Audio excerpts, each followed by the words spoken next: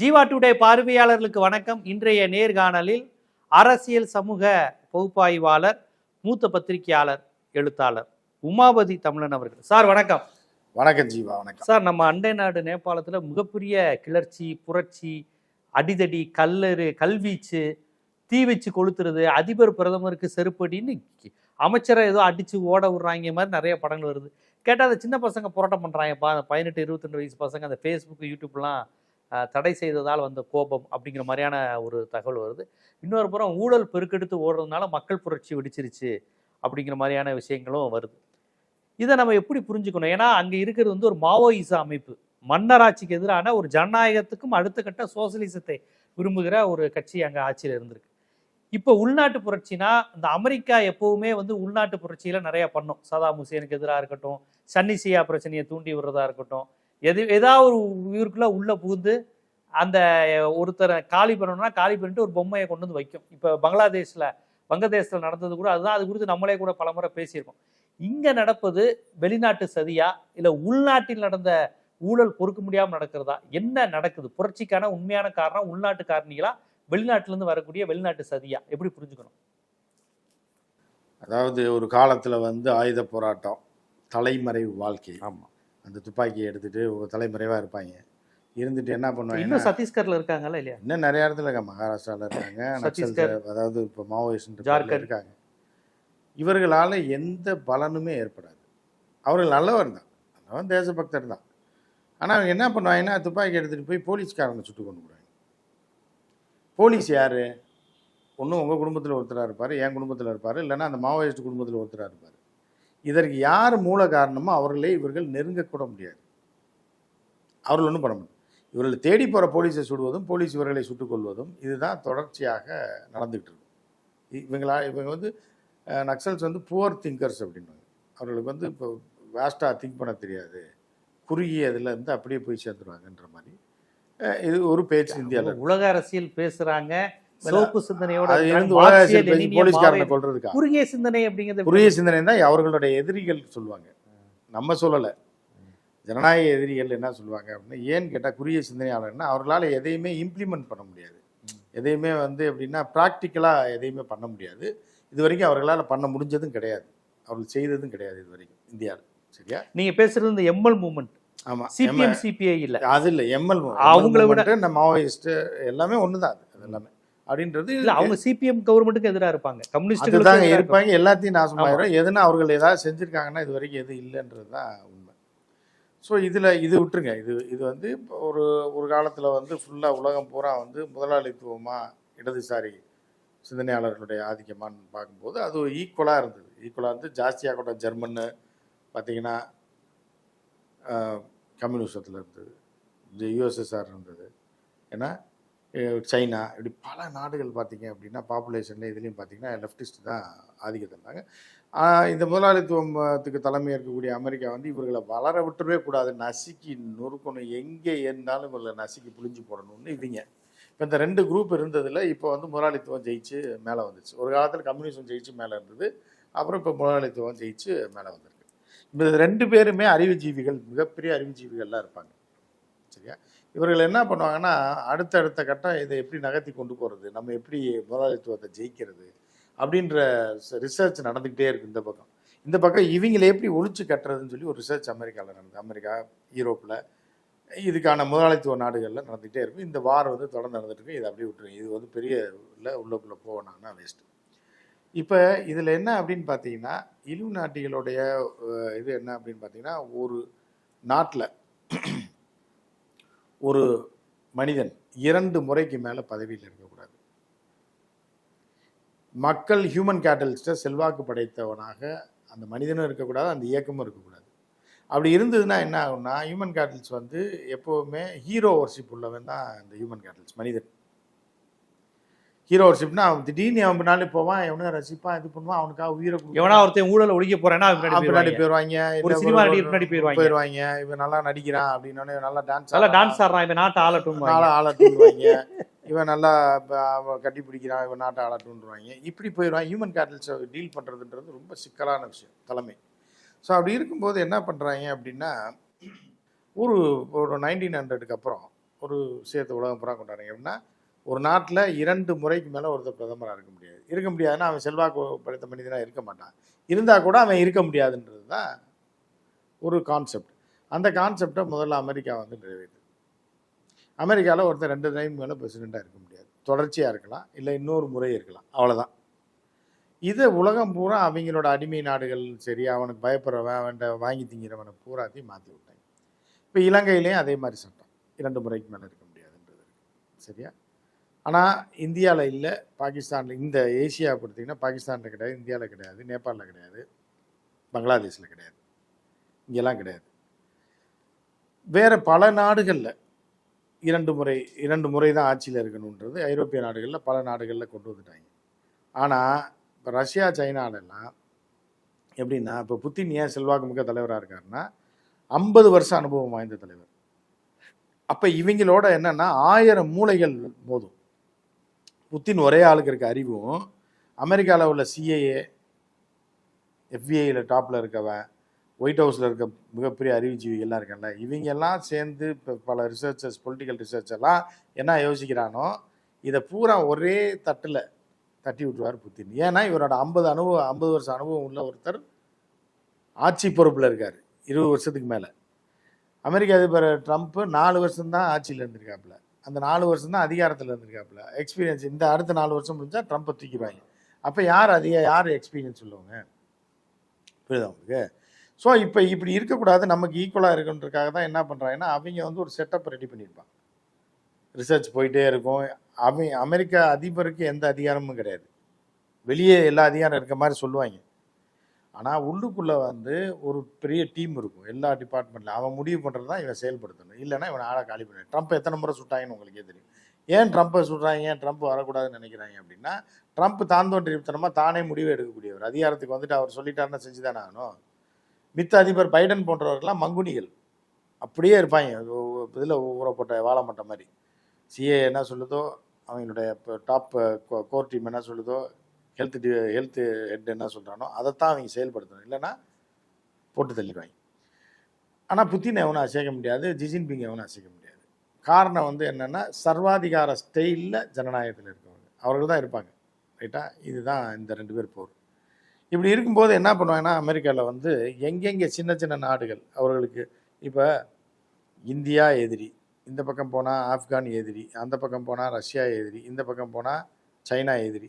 இந்த 4 நாடுகளுக்கு நடுவில் ஒரு குட்டி நாடு இருக்கு, நேபாள். ஸோ இப்போ என்ன பண்ணுறாங்க, இந்தியா எதிரியா? இல்லைங்க, சீதை பிறந்த இடம் கொண்டாடிக்கிட்டு இருக்கா. நீங்க எதிரி? நான் என்ன சொல்றீங்க, அமெரிக்காவுக்கு எதிரிங்க. அமெரிக்காவுக்கு, நேபாளுக்கு எதிரி. நேபாளுக்கு. அப்போ அமெரிக்கா என்ன பண்ணுறான்னா, இந்தியாவுக்கு செக் வைக்கணும் அப்படின்னா அண்டை நாடுகளை வச்சு தான் வைக்க முடியும். சிறிய நாடுகளை ஈஸியாக கேப்சர் பண்ணிடலாம். அவங்கள தளம் அமைச்சு இந்தியாவுக்கு செக் வைப்பாங்க. அதெல்லாம் ஒரு காலம். ராக்கெட் ஏவுதலை கொண்டு வர்றது, அது பண்ணுறது, அதெல்லாம் வேறு காலம். இப்போ இன்டர்நெட்லேயே உங்களுக்கு வெடி வச்சுருவாங்க. நெட்டு, இமெயிலே உங்கள் ஆட்சியை கலைச்சி விட்ருவாங்க. ஃபேஸ்புக்லேயே உங்கள் ஆட்சியை கலைச்சி விட்ருவாங்க. யூடியூப்பில் ஒரு வீடியோ போட்டு உங்கள் ஆட்சியை கலைச்சி விட்டு ஓட விட்ருவாங்க உங்களை. இப்போ ஆயுதமே வந்து சோசியல் மீடியா தான். அதை நீங்கள் முதல்ல புரிஞ்சுக்கணும். ரைட்டா? இப்போ வந்து என்ன பண்ணுறான் அப்படின்னா, இப்போ நேபாளை கையில் போடணும். கையில் போடணுன்னே இந்த தீப ஒலி இருக்கான்ல, யார், சர்மா ஒலின்ற இவன் யாருன்னா, நீங்கள் குருதி புனல் படம் பார்த்தீங்களா? கட்டாயம் அந்த படத்தை நீங்கள் பார்க்கணும். அது வந்து என்னென்னா, அது பொழுதுபோக்கு படம் கிடையாது. அதில் என்ன பண்ணுவாங்கன்னா, நக்சல் இயக்கத்தில் இருக்கும். நக்சல் இயக்கத்தில் ஒரு போலீஸ்காரனை நுழைச்சி விடுவார். யார்? கமலஹாசன். ஒரு பெரிய அதிகாரி நுழைச்சி விட்டு கீழே இருந்து அவன் உள்ளுக்குள்ளேயே இருந்து உள்ளுக்குள்ளேயே அவங்கள காலி பண்ணி ஒரு நாள் நக்சல் இயக்கத்துக்கு அவன் தலைவன் ஆயிடுவான், கமாண்டர் ஆயிடுவான். அப்படியே கமாண்டராக இருந்து அந்த இயக்கத்தை அப்படியே டெஃப்யூஸ் பண்ணி காலி பண்ணி விட்டுருவான். இதுதான் அந்த படத்தோட கதை. இதுதான் நேபாளில் நடந்த உண்மை சம்பவம் நடந்து கொண்டிருக்கிறது. இதுதான் நேபாளோடைய கதை. குருதி புனல் கதை தான் இப்போ நடக்குது. ஓகே. போலீஸ்காரன் ஒருத்தன் இதாகி கடைசியில் கமலாவை தான் சுட்டுக் கொள்வான் கடைசியில். ஆமா, என்னையே சுட்டு கொண்டு என்னை கொண்டுட்டு நீ தலைவன் ஆயிடுறா, ஆசிரியம் கொண்டுட்ட, யாருக்கும் தெரியாது உண்மை, என்னை கொண்டுட்டேன்னு சொல்லி நீ தலைவராயின்னு சொல்லி தான் படம் முடியும். பண்ணிடா. இதே தான் இந்த சர்மா ஒலி. நீங்கள் எந்த தமிழ் சேனல்லையும் இதை பார்த்துருக்க மாட்டீங்க. இந்த உமாபதியோட கருத்து இருக்குல்ல, இந்த கருத்தை வந்து நீங்கள் ஆழமாக பின்னாடி போய் தேடி பாருங்க. எந்த இங்கிலீஷ் சேனல்லையும் நீங்கள் பார்த்துருக்க மாட்டீங்க, இங்கிலீஷ் பேப்பர்லேயும் இந்த தகவலை பார்த்துருக்கவே மாட்டீங்க. இது ஒரு எக்ஸ்க்ளூசிவான தகவல். இது நீங்கள் போய் ரிசர்ச் பண்ணி தேடி எடுத்துக்கங்க. சர்மா ஒலி என்ன பண்ணுறாருன்னா ஒரு பிராமண குடும்பத்தை சேர்ந்தவர். ஓ, இந்து பிராமின் அவர். ஆமாம், பிரதமராக இருந்தவர். அன்னைக்கு இருக்கார். அந்த சர்மா ஒலி என்ன பண்ணுறா, அவங்க அப்பா ரொம்ப கஷ்டப்படுற ஒரு ஆள், கோயிலில் பூஜைகள் பண்ணிட்டு இருக்கக்கூடிய ஒரு ரொம்ப கஷ்டம். அப்போ வந்து நேபாள் வந்து நீங்கள் பார்த்தீங்கன்னா இங்கே வந்து நேபாளிஸ் நிறையா பேர் கூர்காக்களை வந்து வேலை பார்ப்பாங்க.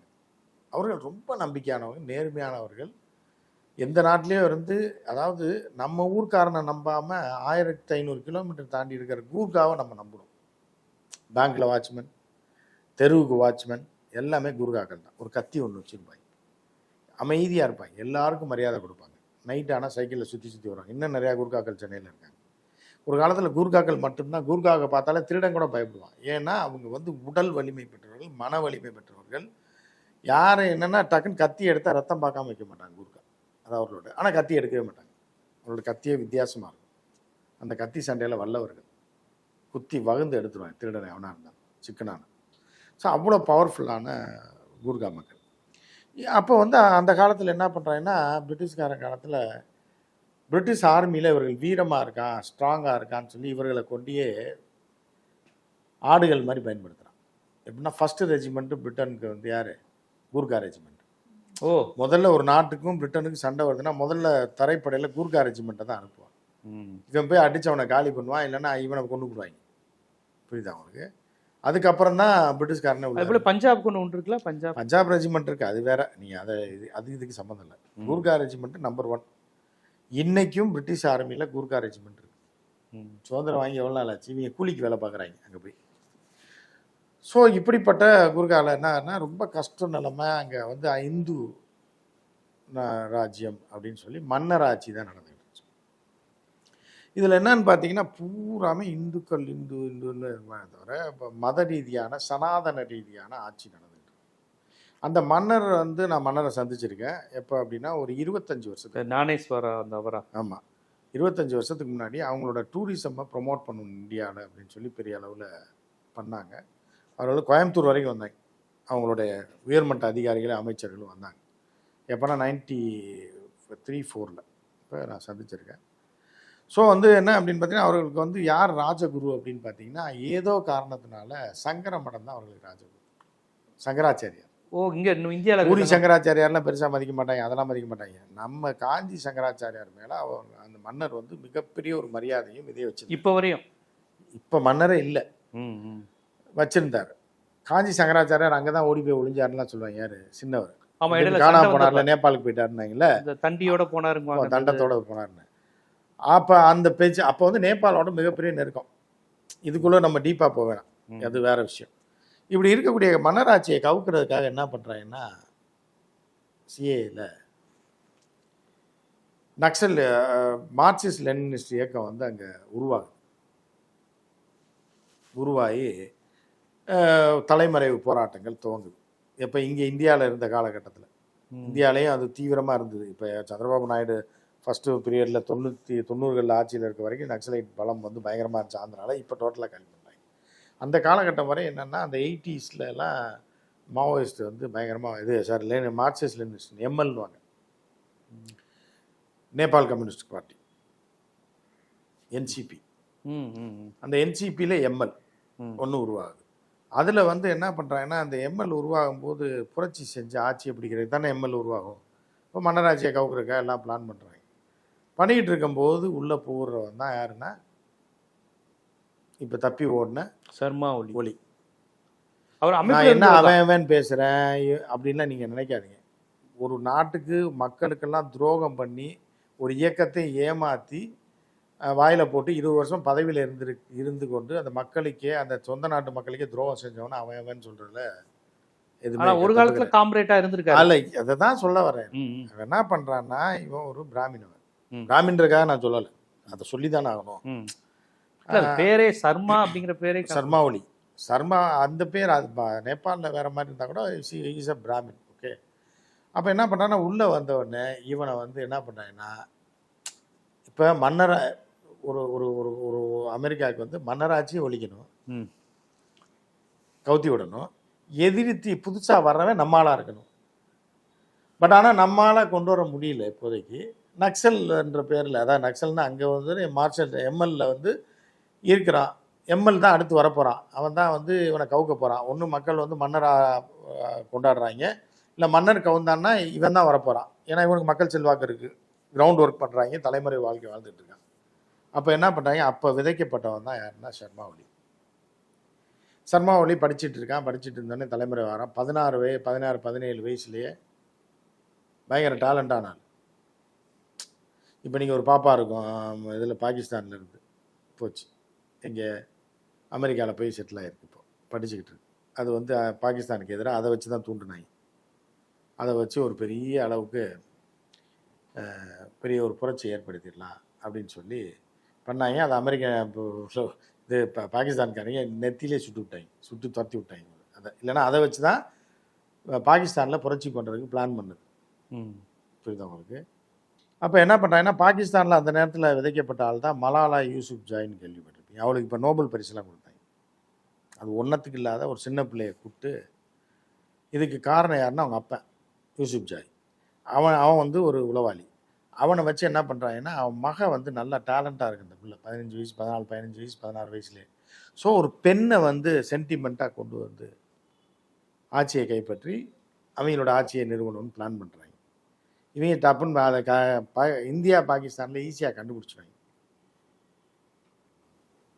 கொண்டைய மரடா பாடிஸ்டோடான்ற மாதிரி டப்புன்னு மலாலாவை சுட்டாங்க. சுட்டு தூக்கி மலாலா ஊர்ல இல்ல இருக்க விடாம பண்ணி துரத்தி விட்டாங்க. அங்குள்ள முஸ்லீம் அடிப்படைவாதிகள்ட்ட இருந்து பெண் கல்விக்காக பாடுபட்டது இதுதான் அவங்க சொல்ற வட. பெண் கல்விக்காகவும் பெண் சுதந்திரத்துக்காகவும் பாடுபட்டது அப்படின்னு சொல்லி இறக்கி. தாலிபான்ஸ்கள் பெண்களை படிக்க விடாம பண்ணப்ப இந்த பொண்ணு போராடி. தாலிபானுக்கு இதுக்கு சம்பந்தம் இல்லை. தாலிபான் இவங்க வந்து பாகிஸ்தான்ல ஏதோ ஒரு முஸ்லீம் அது அப்படிதானே சொன்னாங்க. அது எப்படிதாங்க கொண்டு வருவாங்க.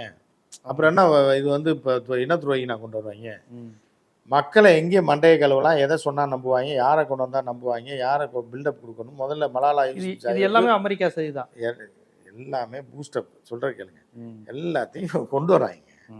கொண்டு வந்து இந்த பிள்ளை அப்படி இப்படின்னு சொல்லி அதை ப்ரைஸ் பண்ணி அவங்களே தூக்கி விடுவாங்க. மீடியாலலாம் தூக்கி விட்டு மக்கள் மத்தியில் பிரபலமாக்கிட்டு அதை வச்சு ஆட்சியை கவிழ்த்து விட்டு அதை கொண்டாந்து உள்ளே உட்கார வச்சுருவாங்க. புரியுதா? இப்போ மலாலா யூசுப்ஜாயை போட்டாங்க, நெத்தியில் போட்டு அதோட ஓடி போச்சு. அப்போ லட்சக்கணக்கான பெண்கள் போராளிகள் இருக்காங்களே, போராடுறாங்களே, பெண் உரிமைக்காக போகிறான். அவன்லாம் நீ அமெரிக்கா விசா கொடுத்து பிரிட்டனில் ஓசியில் படிக்க வச்சு பங்களாவும் வந்து இப்போ ப்ரொடெக்ஷன் கொடுத்தியா நீ? அப்போ உளவாளின்றது பிற்காலத்தில் தெரிஞ்சு போயிடுது, அவங்களால உருவாக்கப்பட்ட ஆள். அதே மாதிரி தான் இவன் வந்து சர்மா ஒலி.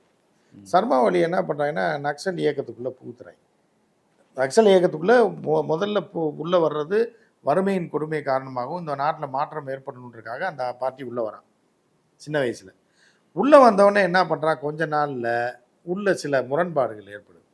முரண்பாடு ஏற்பட்ட உடனே இவங்க தூக்கிடுறாங்க.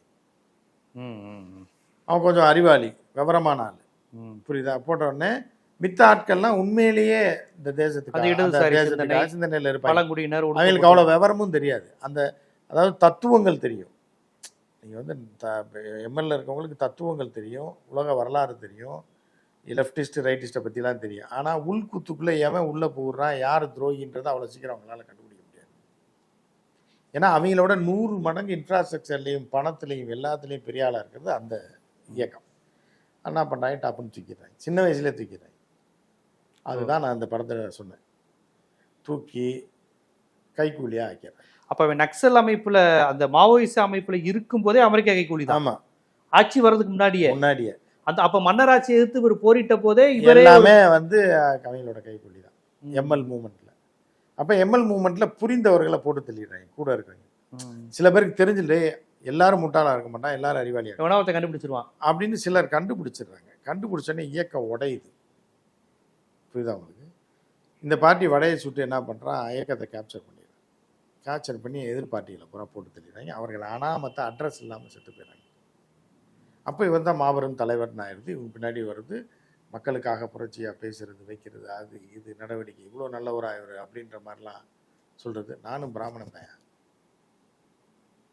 இங்கேயும் நம்ம யாரையும் குறை சொல்லலை, யாரையும் தனிப்பட்ட முறையில் சொல்லலை. நீங்கள் வந்து இடதுசாரி இயக்கத்தில் உள்ள தலைவர்கள் பூராமே யாருன்னு உங்களுக்கு தெரியும், நான் சொல்ல வேண்டாம். அதற்காக எல்லாருமே தவறானவர்கள்னு சொல்ல முடியாது. புரியுதா? ஸோ இப்படி இருக்குது. ஸோ இப்படி இருக்கும்போது என்ன பண்ணுறாங்கன்னா கேப்சர் பண்ணிடுறாங்க.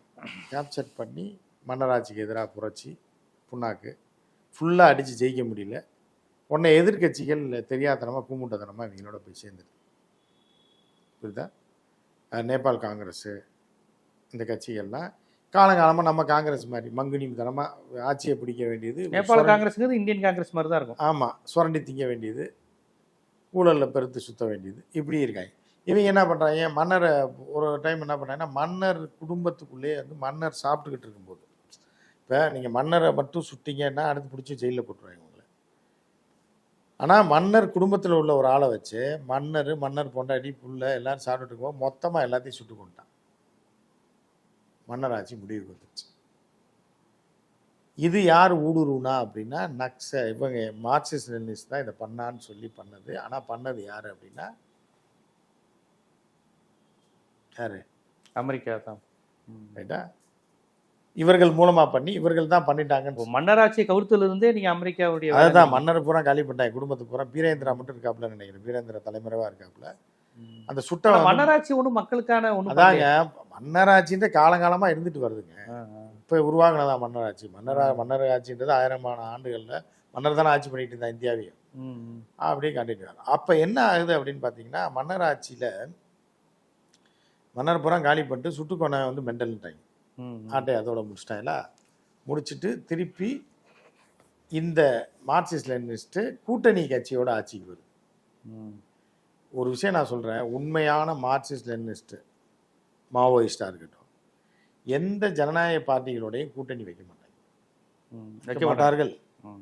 ஏன்னா இந்த கொள்கை அவங்களை எதிர்த்து தான் அவர்களுடைய பார்வையில் பிஜேபியும் திருட, காங்கிரஸும் திருட, எல்லாருமே திருடன் தான்.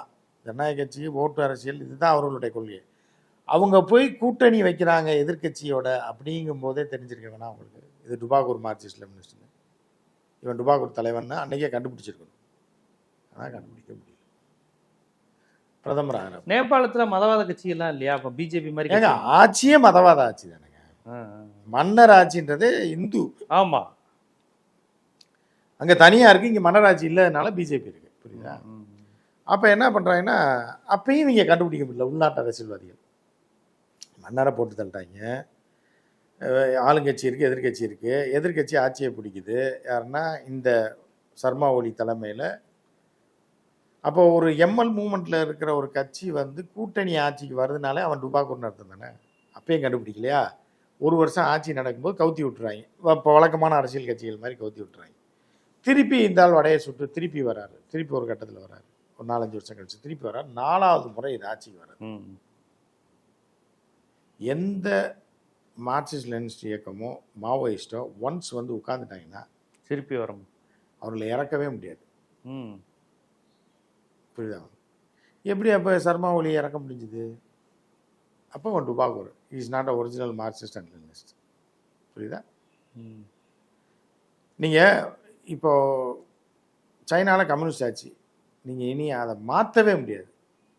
அந்த ஸ்டைலில் தான் இப்போ பிஜேபி போயிட்டு இருக்கு. பிடிச்சிட்டோம்னா எல்லாத்தையும் கேப்சர் பண்ணிடுவாங்க. கேப்சர் பண்ணி டோட்டலாக அதுக்கப்புறம் வந்து வேறு கட்சியே இருக்காதுங்க. அப்போ இருக்குது அப்படிங்கும் போதே உங்களுக்கு ஒரிஜினல் எம்எல் கிடையாதுன்றது ஒரு விஷயம். அப்புறம் இந்த ஆளோடைய நடவடிக்கை வந்து என்னென்னு பார்த்தீங்கன்னா, நான் அப்போது ஒரு 20 வருஷத்துக்கு முன்னாடியே ஒரு ஸ்டோரி பண்ணியிருந்தேன் இதை பற்றி. ஏன் என்ன ஸ்டோரி பண்ணேன்னா, முதல் முறையாக இருந்தாலும் இந்தியாவுக்கு வரான் யார்? சர்மா ஒலி பதவி ஏற்று ஒரு 20 வருஷத்துக்கு முன்னாடி பொண்டாட்டியோட. பார்த்தீங்கன்னா எந்த கம்யூனிஸ்ட் இயக்கத்தை சேர்ந்தவர்களும் இந்த மாதிரி பட்டாடோபமான வாழ்க்கையை வாழ மாட்டாங்க, வரமாட்டாங்க. தனி விமானத்திலாம் வரமாட்டாங்க. புரியுதா? தனி விமானத்தில் தன் மனைவியோடு வந்து அமெரிக்க அதிபர் மாதிரி வந்து இறங்குறாங்க. அதுக்கப்புறம் பார்த்தா அக்ரிமெண்ட்ஸில் கையெழுத்து போகிறோம். பூராமே பார்த்தீங்க அப்படின்னா முதலாளித்துவ ஸ்டைலான அக்ரிமெண்ட்ஸ். அப்பயே இருந்தாலும் ஒரு ரூபா கொடுக்கும். இப்போ நான் தமிழ் எக்ஸ்பிரஸில் இருந்தேன், ஒரு ஸ்டோரி பண்ணியிருந்தேன் ஸ்பெஷலாக. எடிட்டர் கூட கிடையாது, சம்மந்தமே இல்லாமல் நேபாளை பற்றி. சார் இதெல்லாம் ரொம்ப முக்கியமான விஷயம்னு சொல்லி பண்ணியிருந்தேன்.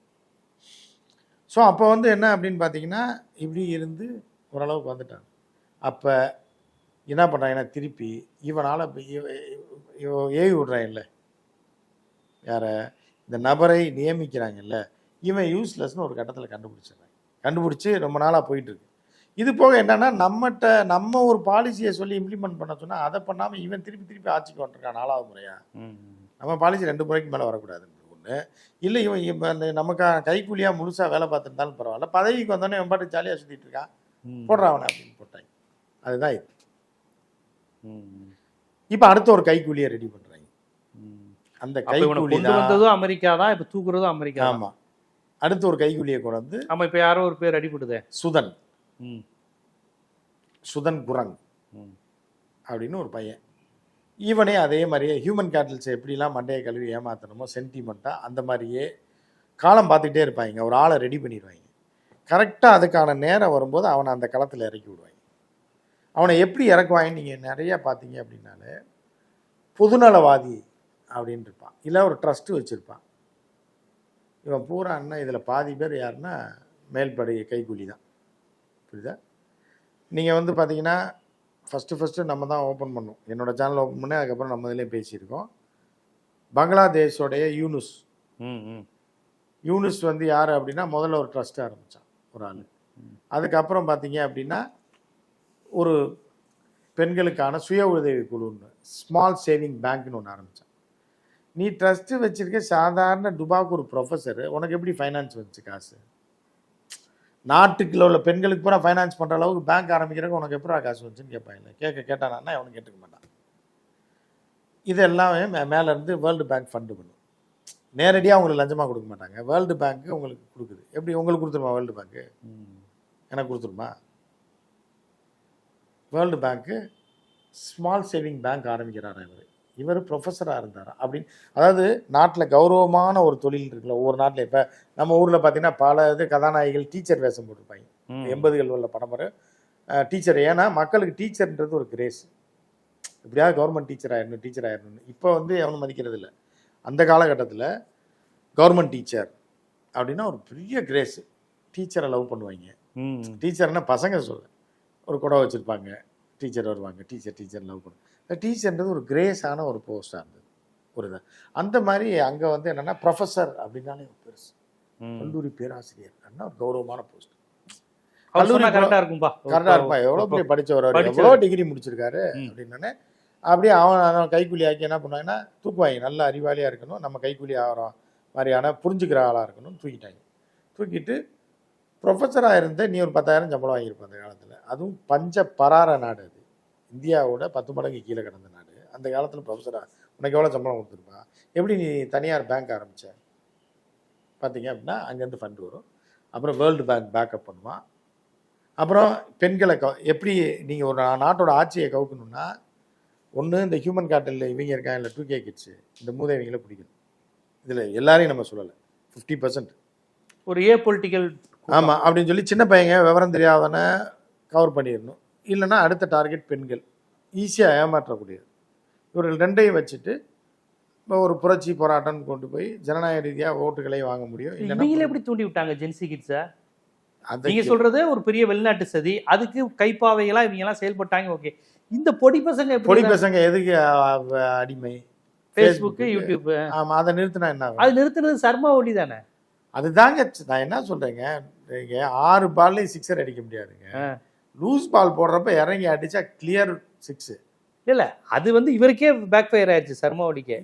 நீங்கள் அடிப்படை புரிகிறது. சர்மா ஒலி வந்து தவறான ஒரு முடிவை பண்ணும்போது அடிச்சு காலி பண்ணிடுறாங்க. அதுக்காக காத்திருந்தாங்க, அடிச்சுட்டாங்க. ட்ரெயின் போயிட்டே தாங்க இருக்கும் தண்டவாளத்தில். நீங்கள் போய் திடீர்னு கிராஸ் பண்ணாதான் அதை அடித்து உங்களை கொல்லும். தெரியாதனமாக கிராஸ் பண்ணும்போது தான் நீங்கள் உங்களை கொல்ல முடியும். ட்ரெயின் வீட்டுக்குள்ளே வந்து ஒருத்தனை கொள்ளாது. புரியுதா உங்களுக்கு?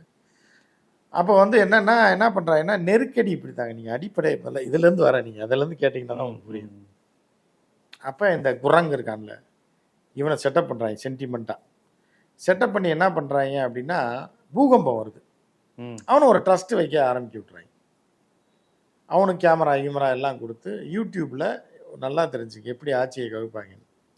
இப்போ நீங்கள் என்ன தான் காக்காயா கத்தி பெரியார் கொள்கை, அண்ணா கொள்கை, இல்லை பிஜேபி கொள்கையை கூட வச்சுங்க, சனாதன கொள்கைன்னு கத்துனாலும் 40,000 வீடியோக்கு மேலே போகாது, வியூஸ் போகாது. ஒரு 2-3 லட்சம் பேர் உங்களை பார்க்க வரானா தான் ஒரு 40,000 பேர்கிட்ட திறந்து விடுவான் யூடியூப். ஆமாம், ஆனால் உங்கள் வீடியோ 4 லட்சம் பேர் பார்க்க தயாராக இருப்பான். உங்கள் வீடியோ என் வீடியோ இவன் புஷ் பண்ணணும்ல. புஷ் பண்ண மாட்டான்.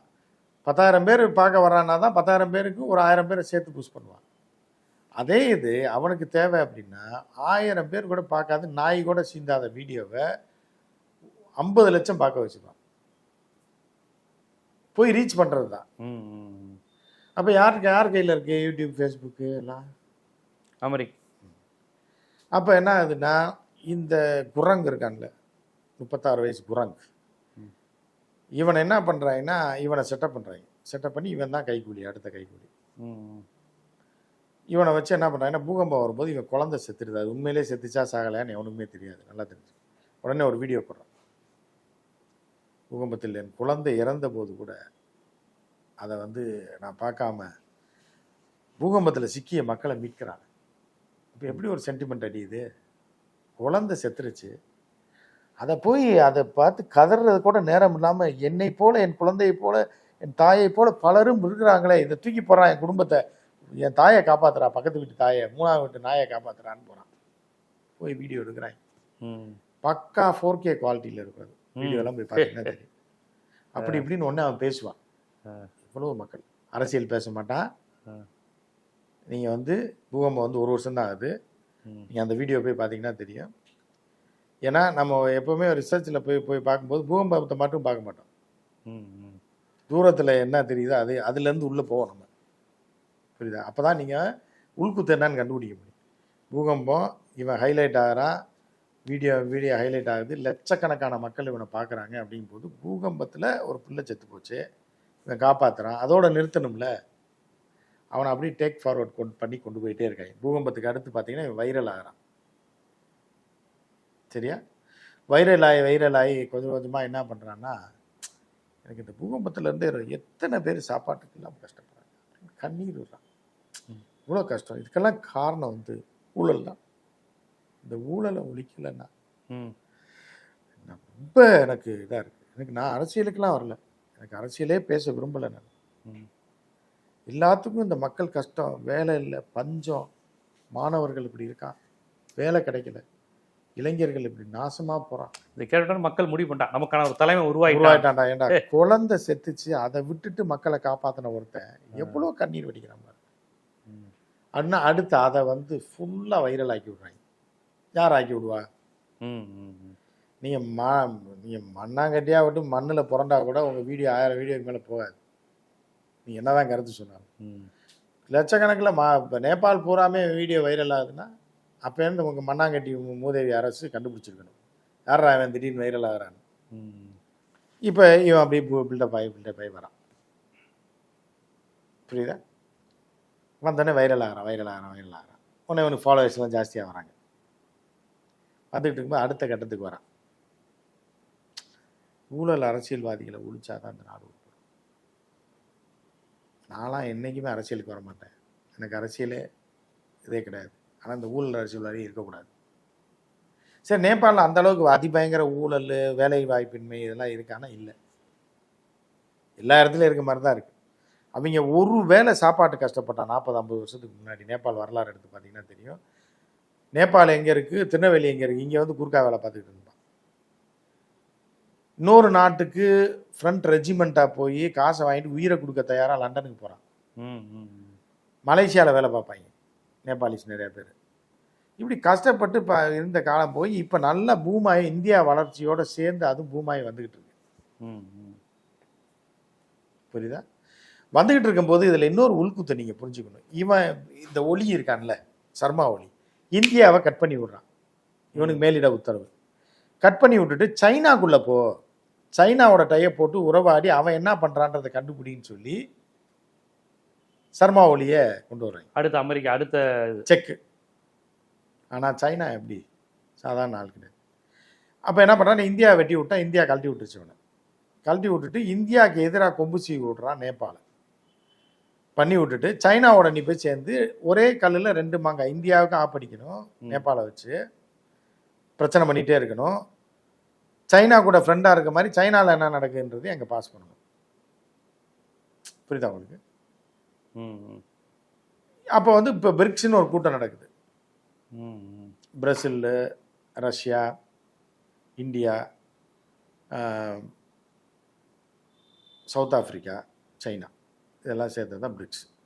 இப்போ பிரிக்ஸில் இப்போ ஒரு 10 நாடு எக்ஸ்ட்ரா சேர்ந்துருக்கான். அதில் கொண்டு போய் இவனை சேர்த்து விட்ருவான். ஆமா, பிரிக்ஸ் +ல இப்போ ப்ளஸில் இருக்கா. இப்போ நேபாள் போய் சேர்ந்துட்டான்னா உள்ளே என்ன நடக்குன்ற பூரா எங்கே போகும்? அமெரிக்காவுக்கு போயிடும். புரியுதா? பிரிக்ஸ் தான் எனக்கு தலைவலியா இருக்கு. உதாரணத்துக்கு சொல்கிறேன். அதான் இதெல்லாம் அவங்களோட பிளான். ஆனால் இது எதையுமே முழுசாக இந்த சர்மா ஒலி செயல்படுத்தலை. கொடுத்த ஒர்க்கை ஒழுங்கா செய்யலை. ஏன்னா இவனுக்கு அந்த அளவுக்கு நாலேஜ் இல்லை, அவுடேட்டட் ஆகிட்டான். சைனாவும் கண்டுபிடிச்சிட்டாங்க, சந்தேகத்தில் இருக்காங்க. சரி, இந்தியாவுக்கு செக் வைக்கிறதுக்காக அவனுக்கு சப்போர்ட் பண்ணுறான். யாருக்கு?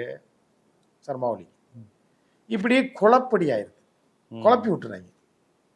குழப்பி விட்டு இந்த பையனை இறக்கி விடுறாங்க, குறாங்க. இவனை வச்சு கொஞ்சம் இவன் அழகா கேம் ஆடுறான், சூப்பராக ஆடுறான். சொல்றதெல்லாம் கரெக்டாக படிப்படியாக கொடுக்கும். அப்போ அரசியலுக்கு வரலன்றான். அடுத்து ஒரு இதை வைரல் ஆக்குறாங்க. என்ன வைரல் ஆக்குறாங்க அப்படின்னா, நெப்போ பேபி. நெப்போ பேபி அப்படின்னு ஒரு ஹேஷ்டாக. நீங்கள் ஹேஷ்டாக் போட்டால் வைரல் ஆயிருமா? நான் போட்டால் ஆயிருமா? அவன் போட்டால் ஆகும்.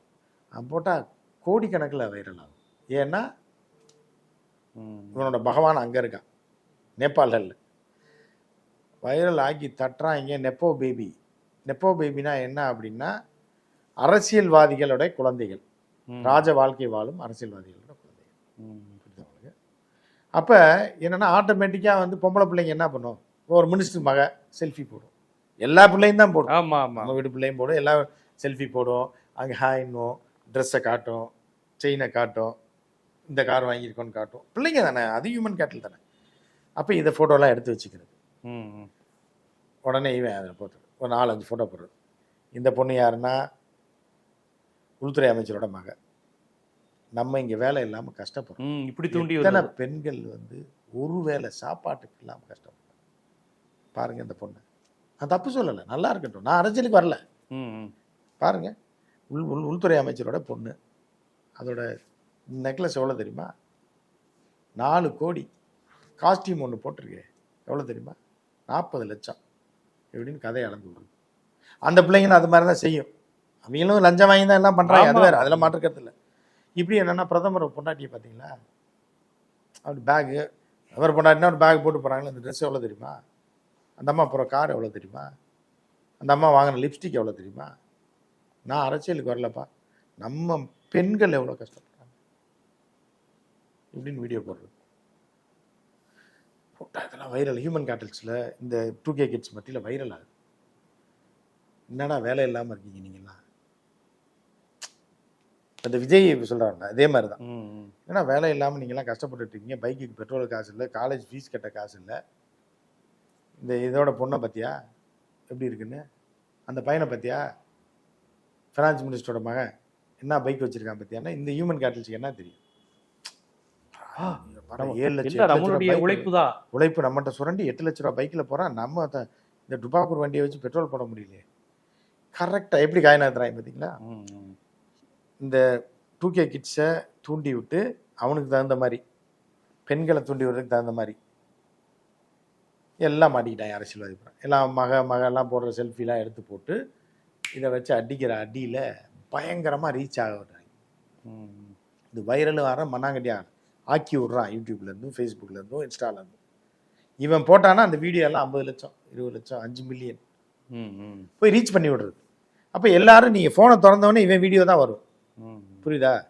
யூடியூப்பும் கூகுளும் ரீச் பண்ணி விடுறதில்ல, இவன் வீடியோவாக வந்துகிட்டு இருக்கும். பார்த்தோன்னே உடனே ஓப்பன் பண்ணுவான்ல, 10 பேரில் 5 பேர் ஓப்பன் பண்ணா. அப்புறம் பார்த்தியா இன்னைக்கு ஃபைனான்ஸ் மினிஸ்டர் மகளை பார்த்தியா, பயங்கர ஃபிகராக இருக்குது, என்ன ட்ரெஸ்ஸு பார்த்தியா, நம்ம பிச்சை எடுத்துக்கிட்டு இருக்கோம். சரி டீயை சொல்லு அப்படின்றது. ஏன்டா காசு இல்லைடா. அது மக்கள்கிட்ட அப்படி ஒரு புத்தியை உருவாக்குறதுல இவங்களோட ரோல் உண்டு. இதெல்லாம் உருவாக்கிட்டான் யாரு? இந்த குரங்குன்றவன்.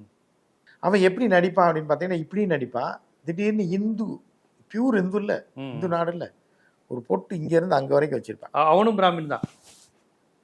உள்ள போய் பார்த்துங்க, நான் எதுக்கு எனக்கு தேவைன்னு சொல்லி பொட்டு வச்சுக்கிட்டே இருப்பேன். வச்சு அதில் ஒரு வீடியோ போடுவான். பொட்டே இல்லாமல் ஒரு பொதுநலவாதியாக ஒரு வீடியோ போடுவான். மார்க்சிஸ்ட் லெனினிஸ்ட் ஸ்டைலில் ஒரு வீடியோ போடுவான். மக்கள் கஷ்டப்படுறாங்க பாருங்க, கொள்ளைக்கார கும்பல்.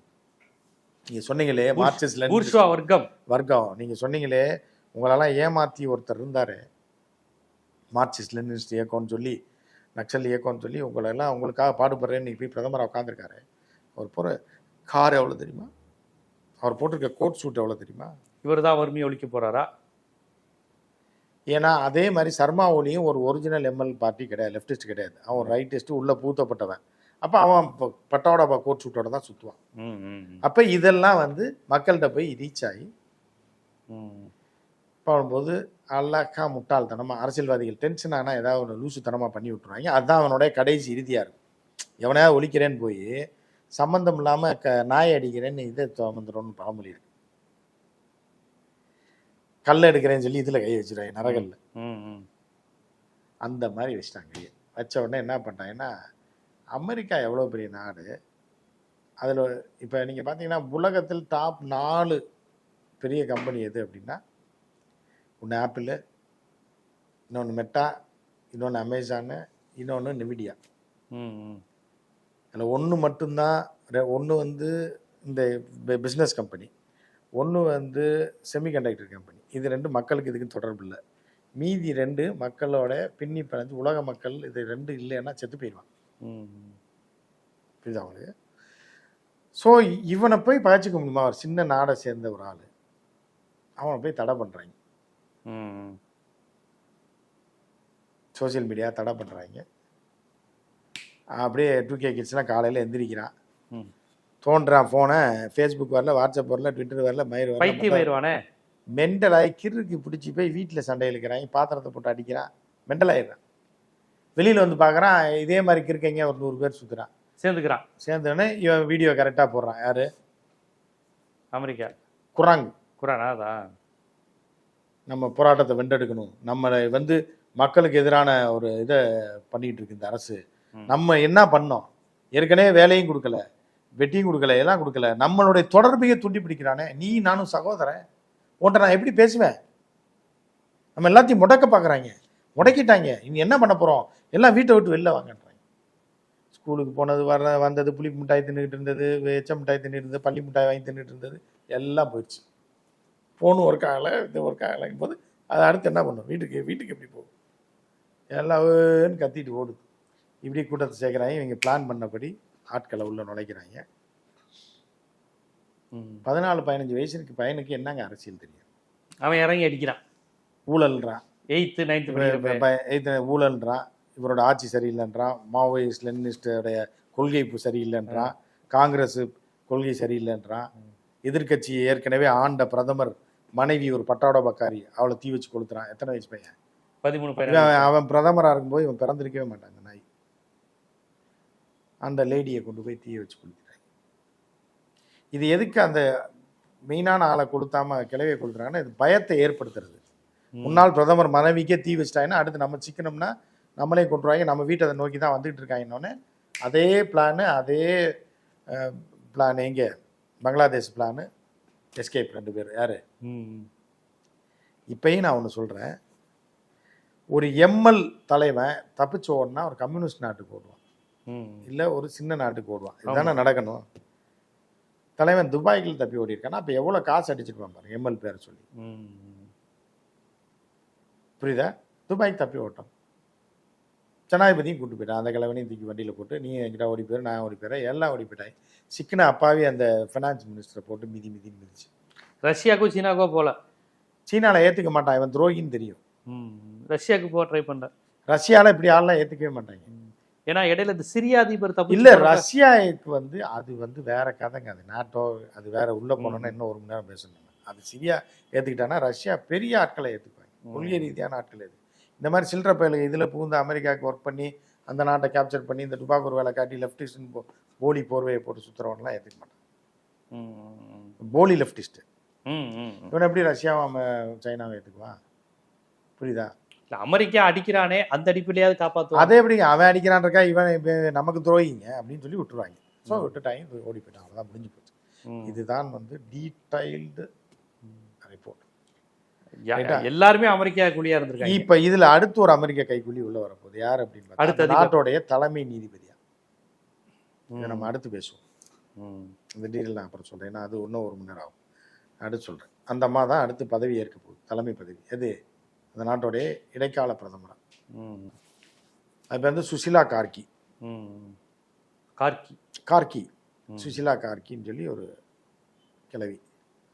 இது வந்து அந்த நாட்டோட உச்சநீதிமன்றத்தை தலைமை நீதிபதியாக இருந்த ஒரே பெண், முதல் பெண் நீதிபதி, தலைமை நீதிபதி. இந்த கைக்கூலியை கொண்டு வந்து ஃபிக்ஸ் பண்ணிட்டாங்க. அதை பற்றி டீட்டெயிலாக பேசுவோம். இதை பற்றி இன்னொரு 1 மணி நேரம் பேசுவோம். அந்த அம்மா யார், அந்த அம்மா அடுத்து என்ன. ஆனால் அந்த அம்மாவும் அமெரிக்க கைக்கூலி தான் எல்லாருமே. பேசுவோம். அமெரிக்க கைக்கூலின்னு இப்படி ஓப்பனாக சொல்லாதீங்க. ரொம்ப முக்கியமான, நம்ம இதுவரையும் நம்ம நிறைய சர்வதேச அரசியல் பேசியிருக்கிறோம், ஜியோ பாலிட்டிக்ஸ் பேசியிருக்கிறோம். ஆனால் இது எவ்வளோ நுட்பமான முடிச்சுகளை உடையது. பாக்கியராஜ் படத்தை பற்றி ஒன்று சொல்லுவாங்க. படம் கதை ஒரு மாதிரி ஆரம்பிக்கும், இன்டர்வல்ல ஒரு முடிச்சு போடுவாருன்னு சொல்லுவாங்க ஒரு நாட். அது எப்படி சரி பண்ண போறாருன்னு தான் செகண்ட் ஹாஃப் ஃபுல்லாக கதைங்குவாங்க. அதை விட பயங்கரமான த்ரில்லிங்காக இருக்கு மணிவண்ணன் படம். அந்த காலத்தில் ஒரு பெண் தான் வரப்போறாங்க. பெண் வந்து அங்கே வந்து அந்த சுசிலா தான். சுசிலான்றது எல்லா இடத்துலையும் பிரச்சனையா இருக்கும் போல, தமிழ்நாட்டிலேயே. அந்த சுசிலா வந்து என்ன ஆகுதுன்னா, முன்னாள் தலைமை நீதிபதி கண்டுபிடிச்சிட்டாங்களாம். அதாவது எப்படின்னா, அந்த நாட்டில் அவ்வளோ பேர் இருக்காங்களாம், அவ்வளோ தலைமை நீதிபதி இருந்திருப்பாங்களா அதுக்கப்புறம்லாம். இதில் இந்த அம்மா தான் நேர்மையான ஆளாம். அப்போ புரியுதா அப்படின்னு? எல்லாமே எப்படி 14 வயசு பசங்க, சின்ன பசங்க தீர்மானிக்கிறாங்க, இவங்க தான் வரணும், இந்த மேடம் தான் ஊழல் அற்றவங்க, இவங்க தான் தலைமை பதவிக்கு வரணும் அப்படின்றாங்க. இந்த ஏழைகளுக்காக உழைச்சி வீடியோ போட்டான்ல குராங், இவர் தான் கையை காட்டுவாராம். அவர் சொல்கிறாராம் வெப்சைட்டில். நம்ம நிறையா பேரை பார்த்தோம், இதில் இந்த அம்மா தான் கரெக்டாக இருக்காங்க. அவங்களாம் ஊழல் இல்லாதவங்க தெரியுமா? 10 வருஷத்துக்கு முன்னாடி நீதிபதியாக இருந்தாங்க, நல்ல தீர்ப்புலாம் வழங்கியிருக்காங்க. ஏன்டா அப்போ அதுக்கு பின்னாடி இருந்த நீதிபதியெலாம் நல்ல தீர்ப்பு வழங்கலையா? இல்லை அதுக்கு முன்னாடி இருந்த நீதிபதியெலாம் நல்ல தீர்ப்பு வழங்கலையா? இந்த அண்ணா சேரைகள் இங்கே வந்தாங்களே திடீர்னு அது மாதிரி திடீர்னு அண்ணா சேரைகளை தூக்கிட்டு. இந்தியாவில் அதெல்லாம் நடக்காது. ஏன்னு கேட்டால், இந்தியாவில் இந்திய மக்கள் வந்து இந்த மாதிரி விஷயத்தில் அந்த 20% இருக்காங்கல்ல, 80% ஹியூமன் கேபிட்டல்ஸ் தான் உலகம் போகிறாங்க. இந்த 20% இருக்கக்கூடிய அறிவுஜீவிகளும் நிபுணர்களும் வந்து அவ்வளோ சாதாரண ஆட்கள் கிடையாது, பவர்ஃபுல்லான ஆட்கள். நம்ம நாடு அதனால தான் எவனுமே கை வைக்க முடியாமல் இருக்குது இந்தியாவில். இந்த ஆட்சி, பிஜேபி ஆட்சி, காங்கிரஸ் ஆட்சின்றதெல்லாம் விடுங்க. காங்கிரஸ் ஆட்சியை கவுக்க பார்த்தது தான் அண்ணா சார். அதையே வந்து என்ன பண்ணுறாங்கன்னா, பிஜேபிக்காரன் அவனை அடித்து காலை உடச்சு விட்டான். புரியுதா? உடச்சி இவங்க ஆட்டையை போட்டாங்க. நம்ம இந்தியாவுக்குள்ளே நம்ம ஆட்கள் தான் ஆட்டையை போடுவானே தவிர மாற்றி மாற்றி அந்நிய நாட்டிலேருந்து வரவனா அவ்வளோ சீக்கிரம் வந்து இங்கே டுபாக்கூர் வேலையெல்லாம் பார்த்துட முடியாதுன்றதுக்கு அண்ணா சாரே ஒரு உதாரணம். 2 கோதுமை மூட்டையோட கொண்டு எங்கே கிளம்புனானோ அந்த இடத்துல கொண்டு உட்கார வச்சுட்டாங்க பாருங்க. அதுதான் இந்திய அரசியல். அங்கே நேபாளில் கும்பிட்ட அரசியலில் இப்படி பண்ணி மாட்டி அவன் குழப்பி குட்டிச்சவராகி எல்லாம் நாசமாக போய் திருப்பி வேற ஆளை கொண்டு உட்கார வச்சு சைனாக்கும் செக் வைக்க போகிறாங்க. சைனாக்கு இது எல்லாமே தெரியும். அதனால தான் அண்ணன் தப்பி எங்கே ஓடிக்காரு, துபாய்க்கு ஓடிருக்காரு. இப்போ ரொம்ப முக்கியமான அரசியல் அமெரிக்காவால் உருவாக்கப்பட்டு அப்புறம் அமெரிக்காவிலே அழிக்கப்பட்டு இது இந்த மாதிரி பல சாம்ராஜ்யங்கள் இருக்குது. அந்த வகையில் தான் இவரை நம்ம புரிஞ்சுக்கணும். இவர் ஏதோ மன்னராட்சிக்கு எதிரான மாவோயிஸ்டாக பார்க்க முடியாது. இவர் அமெரிக்காவுக்கு மாவோயிஸ்டாக தான் இவரை பார்க்க முடியும். மாவோயிஸ்ட் இனி வரப்போகிறவர் யார்? அப்போ உண்மையில் அங்கே இடதுசாரியா, மன்னர் மனநிலையா, வலதுசாரியா, என்ன அங்கே இருக்குது? இது போராடுகிற இந்த குழந்தைகள் இல்லை, மன்னராட்சி காலி, இடதுசாரி ஆட்சியும் காலி, எஸ்ஆர் போர்வையில் நடந்த ஆட்சியும் காலி, ஜனநாயக டுபாக்கூர் காங்கிரஸ் ஆட்சியும் காலி. இப்போ புதுசாக அந்த கைக்கூலி ஆட்சி பங்களாதேஷ் மாதிரி எங்கேயோ வருது. இந்தியா வந்து இந்தியன் நேஷனல் அஃபேர்ஸ் வந்து நீங்கள் இந்தியன் ரா வந்து அவ்வளோ சாதாரண கிடையாது. எல்லாமே தெரியும் அவங்களுக்கு தெரியாமலாம் எதுவுமே கிடையாது. ஸ்ரீலங்காவில் என்ன நடந்துச்சு, பங்களாதேஷில் என்ன நடந்துச்சு, நேபாளில் என்ன நடந்துச்சு, அடுத்து எப்படி இங்கே நடக்கும் எல்லாமே எங்களுக்கு தெரியும். ஸோ அடுத்து வந்து அதாவது இந்திய அரசாங்கம் இப்போ பிஜேபி அரசாங்கத்தை ஒழிச்சு கட்டணும் அப்படின்னா நம்ம இந்திய மக்கள் தான் முழுக்க இந்திய மூளை தான் வேலை செய்யணும். இந்திய மக்கள் தான் முடிவு பண்ணுவார். புரியுதா அவங்களுக்கு? அதை முடிவு செய்து அந்த வேலைகளும் நடந்து கொண்டு தான் இருக்குது. அதில் எந்த மாற்று கருத்தும் கிடையாது.